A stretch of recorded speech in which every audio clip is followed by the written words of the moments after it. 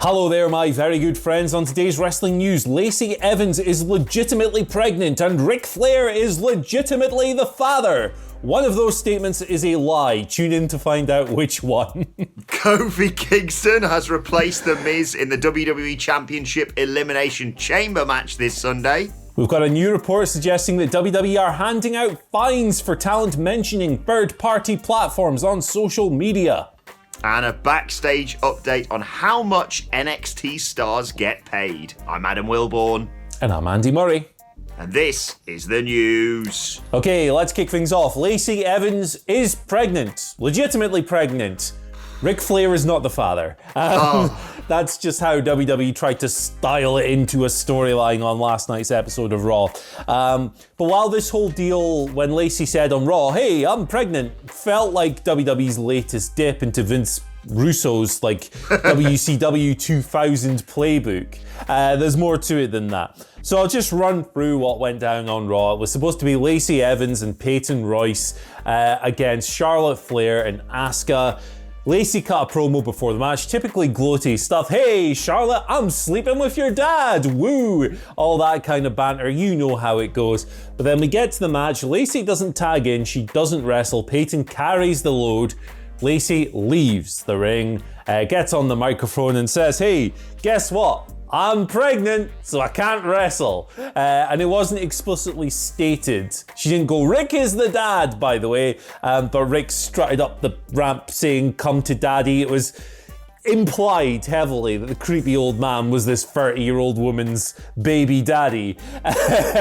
Now, Wrestling Inc.'s Raj Giri has issued an exclusive report following Raw, stating that yes, Evans is actually pregnant. This means, presumably, that the match for the Raw Women's title at Elimination Chamber with Asuka is off. WWE have not confirmed this officially. They haven't announced a replacement, or they haven't said if the match is just going to be scrapped outright, but that one is not going ahead. Pregnant Lacey Evans is not wrestling on pay-per-view. That's not how this whole deal works.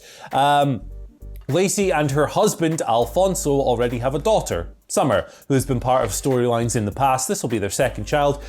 Congratulations to the happy couple. This is good on a lot of levels, right? Because it's good for Lacey and her husband. Great stuff. Family, growing, 2 kids, awesome. But it's also good for us because this Ric Flair storyline is drizzling piss. And I don't think a lot of people will be too upset to see the back of it. I just love the fact. Obviously, first of all, let's get the niceties out of the way. Obviously, congratulations to Lacey Evans and her husband. This is always fantastic news when we hear about stuff like this. Just the mental image of, first of all, explaining to their daughter, you're going to have a baby sister or a baby brother, which is just a lovely moment for a family. And then saying, but Mommy's going to have to lie about that old man being father on national television. So all of your friends at school are going to be going, what's happening with you, Mum and Ric Flair right now? It's, like you say, IRL, it's fantastic news for that family. And genuinely, as you say as well, this might be the best outcome, because I was 100% convinced that they were going to put the title on Lacey Evans from shenanigans at the Elimination Chamber, and then we were going to get Lacey Evans versus Charlotte Flair at WrestleMania for the Raw Women's Championship, with Charlotte presumably being a babyface, all of which would have sucked. Lacey Evans goes off to have a baby. The whole Ric Flair storyline is either gone completely or has a nice sort of twist in it where she maybe can reveal, I never said you were the father, Rick, and she's sort of been dragging him along and maybe, I don't know, getting some money out of him or whatever. Asuka can actually have a good match on Sunday, if at all. Like you say, I think this is genuinely the best thing for everyone involved, because even the Charlotte Lacey stuff in ring has been bad in my opinion. Yeah, they haven't delivered in the ropes at all. It's good across the board. Everything about this is good apart from the 10 minutes of storyline that we had to endure on this week's episode of Raw. But hey, it wasn't Alexa Bliss being Satan with a pentagram and stuff. Let's move on. Let's go to something better. Little peek behind the curtain here for some of the news fans. Before every single news video in this room, I actually draw a bantergram, which helps us Make the news so entertaining. Right, let's move on and talk about the Elimination Chamber match for the WWE Championship. Big developments regarding that last night. The Miz basically saying, why would I put myself in this match? I've got a Money in the Bank contract. I'm going to take myself out of it and wait to either cash in on Drew or even Roman or whoever wins the Chamber and then faces him on the same night. It's all very complicated. He said to Postman Pierce, you should put John Morrison in there. Postman Pierce said, he's not a world champion. Or he's not a WWE champion. Miz tried to argue, well, he was ECW world champion, and bollocks to that. But in the end, there was a match set, Miz versus Kofi Kingston. Miz won, Morrison went in. Miz lost. Kofi Kingston, 16 months after dropping the title to Brock Lesnar, finally gets a shot at redemption. I sincerely doubt he's going to win, but he's a great name to be added to a match that obviously already features Drew McIntyre, Jeff Hardy, AJ Styles, Randy Orton, and the winner of last night's gauntlet, who will enter the match last on Sunday, Sheamus. Yeah, it's a good addition. It's an upgrade for me. I love The Miz. Always have loved The Miz, but, he's very cold. What he's doing at the moment is not particularly ascendant stuff that makes him a credible WWE title contender, even though he has the Money in the Bank briefcase. Kofi Kingston, we've been waiting for him to get a shot back at the WWE title for over a year, like you said, 16 months. So very happy for him. I think it's an upgrade in the ring. I think Kofi will do great stuff in that match. And also, it gives them storyline material to work with Mustafa Ali, who could say, hey, I was replaced by you the other year, and now you're backdooring your way into another Elimination Chamber match. Come here, Kofi. We're going to have a one-on-one match, and it's going to be really good. All positive, baby. All positive. It's good stuff. Less, Satan things, and more of this. This is good. This is good. You know what else I want to see less of? Fines and suspensions and what's the word they use here? Violations. WWE are going nuts again with the third party stuff. We've got a report here from Wrestling Inc. Again saying that WWE is going through the process of handing out these violations to any performer who mentions third party businesses, brands or charities on certain social media platforms. There are stages to this. You get a warning if you do it the first time or a second time. You get a suspension, you can get a fine. It's kind of nuts. WWE is essentially claiming ownership of their wrestlers' Twitter and Instagram accounts here because they're posting under the performers' names, I guess. That would be their argument. And they're saying, hey, don't do this damn thing or we're going to punish you. This is obviously an extension of the whole third-party deal we reported on last year that came to light that resulted ultimately in talk of unionization, which never really came to pass, and Zelina Vega directly contributed to Zelina Vega leaving the promotion entirely. So it's kind of silly, all of this stuff. It's apparently as well, another part of this report is that talent who have raised this issue backstage with WWE have said, this is not right. What are you doing, guys? Have been told that their flexibility with regards to social media may be limited if they continue down that line. These people are classified as independent contractors, and that remains the crux of this issue. It's always been the core issue here with all of these problems. WWE wants to have its cake and eat it. They want to say, hey, we're not going to classify you as full employees and give you the full benefits of being an employee, like healthcare and certain other things and certain other protections, but we're going to control you like you are employees and not. And it's a whole deal. It's a whole mess. This situation really sucks, and I hate waking up and having to cover reports like this, but it keeps happening, man, and it sucks. Yeah, we bury them on a weekly basis, it seems, for this sort of thing, whether it be third-party stuff or, just social media platforms. The fact that WWE are like, oh, well, this is us being flexible, effectively, which is just insane. Like you say, it's the double standards. It's the fact of, if there were employees, it'd be a bit, of a dictatorship, but it's far more permissible than if you're saying, no, you're freelancers, you're independent contractors, but also you can't do anything else under this umbrella. It doesn't work. It does not work. Yeah. Unionization is the elephant in the room, as always, during this sort of thing, and it's just outrageous because, especially in the current climate, to say No, and when people like Lana are making thousands of pounds, credit to them if they, fair play if they can build a business off getting like, I saw something where she got like 10 grand per Instagram post or whatever. The fact that you're just suddenly like, either give us that money and we'll take that out of your downside guarantee, or you stop doing it. What? Yeah. It's just not right. And speaking of things that aren't right, let's talk about NXT and along with this, Andy, because you can help me out with this because you're very knowledgeable when this comes to this sort of thing. Dave Meltzer in the Wrestling Observer, talking about the current pay of NXT stars, and basically saying, aside from Finn Balor, no one is near to that $250,000, $300,000 range. Apparently, the majority of NXT's top talents are making somewhere in the low $100,000 range.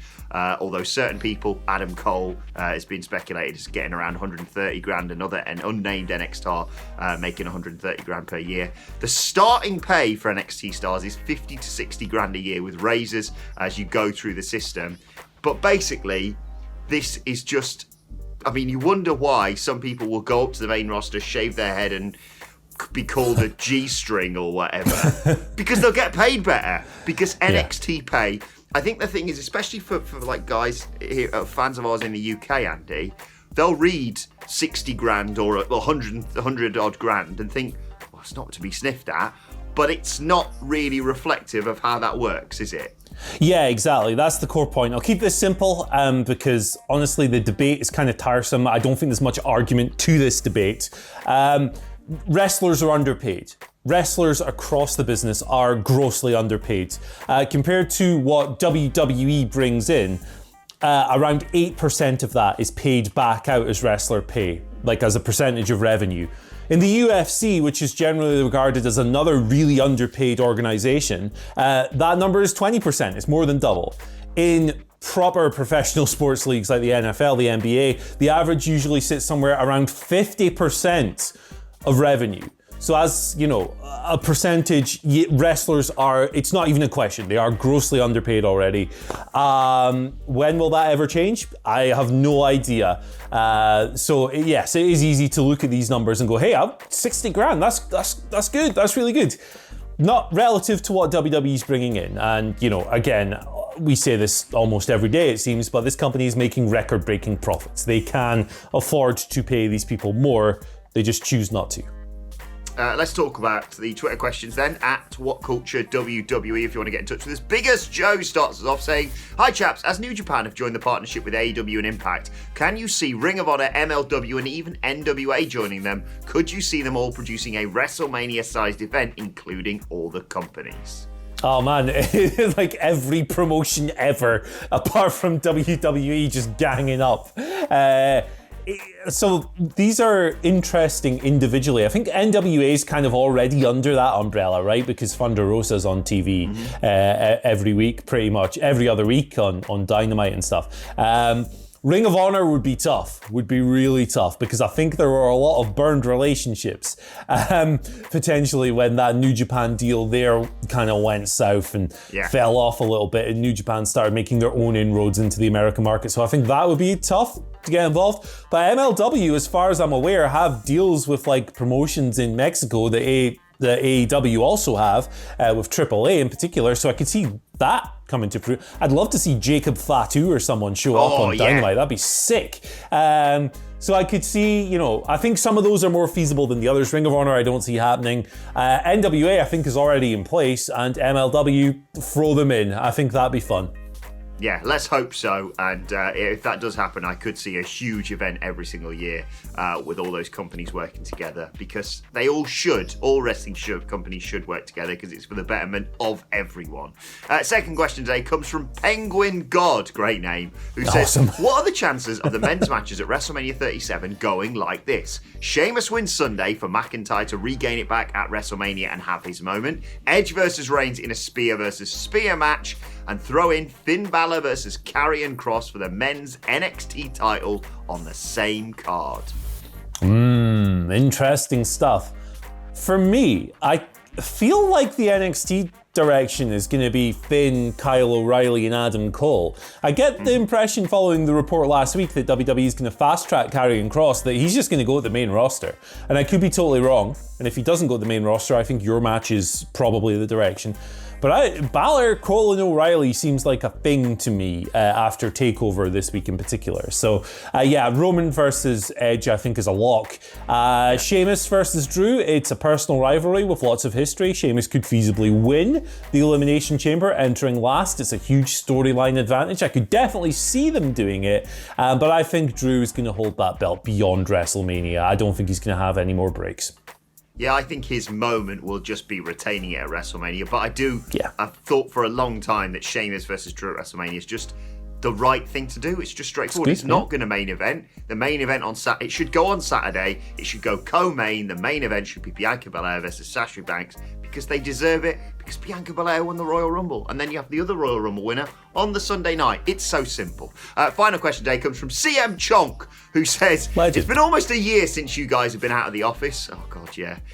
What toy in the background of your old vids are you most excited to play with when you finally get to go back? I think he's tipped the hand of what we're going to say here, Andy, by writing #thumb in the bum. It's thumb in the bum, isn't it? It's the thumb in the bum, the Hulk Hogan thing. Well, I think it's supposed to be like a thumb warrior, but it just looks really weird because you're literally just sticking your thumb up Hulk Hogan's arse. That's it, isn't it? That's the answer. To be honest, we've been gone so long, I can't even remember what else was on that set. No. So always thumb in the bum, regardless.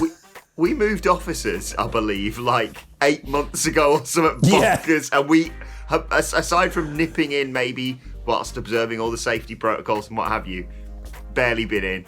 I just miss having him next to me, to be honest, and just pestering him and annoying the Dadleys by shouting across the office. Yeah. It's not the same, but hopefully, fingers crossed, everyone stay safe, wear a mask, and we'll get back to it as soon as possible. Let's move on to today's and finally, and we'll go to the person who can probably donate the most amount of money to WhatCulture if I feature him, and that is the richest man in NXT, Cameron Grimes, baby, to the moon. Corey Graves tweeted overnight, I think Cameron Grimes is my new favourite wrestling thing, and Cameron Grimes put him in his place by saying, Everyone likes you when you got money.